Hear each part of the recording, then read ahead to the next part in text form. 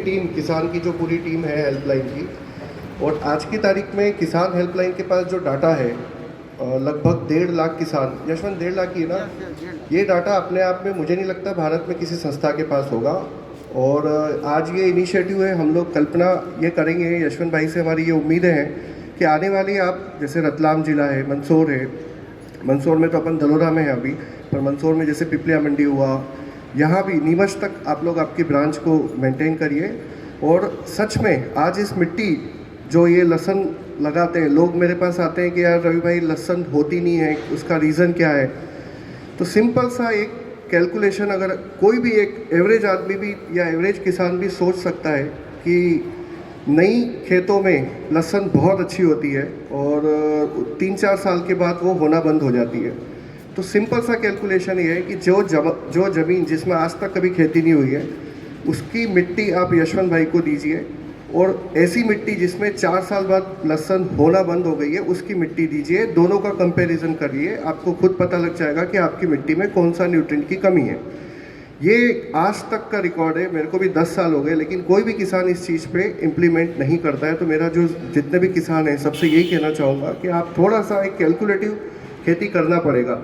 India ही एक ऐसा देश है पूरी दुनिया में जहाँ कैलकुलेटिव खेती नहीं होती है।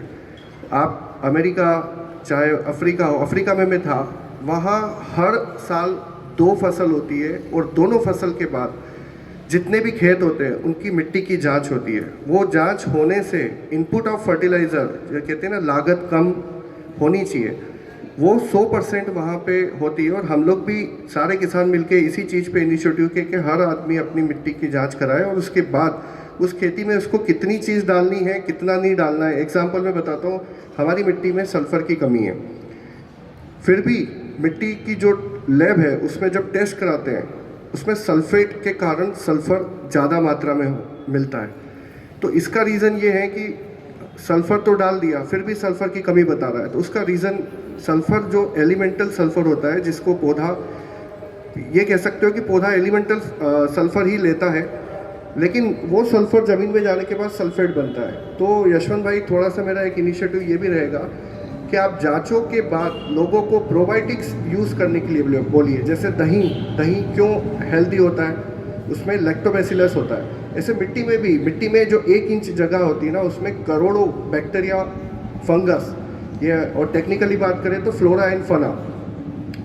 अगर केमिकल यूज़ किया, चाहे डीएपी हो गया, यूरिया हो गया, पोटाश हो गया, फास्फोरस, जो भी अपन ने डाला, उसको पचाने के लिए पौधे को कुछ माइक्रो ऑर्गेनिज्म लगते हैं, लेकिन एक्सिस केमिकल के कारण से वो माइक्रो ऑर्गेनिज्म सर्वाइव नहीं कर पा रहे हैं। तो थोड़ा सा ऑर्गेनिक कार्बन पे फोकस करिए। मेरे पास 25 साल से अंगूर है।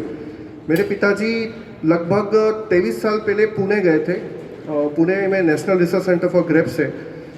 वहाँ जाके सबसे पहले उन्होंने यही देखा कि हमारे रियावन में 50 क्विंटल बीघा अंगूर निकलता है और महाराष्ट्र का किसान लगभग 180 से 150 क्विंटल अंगूर निकालता है।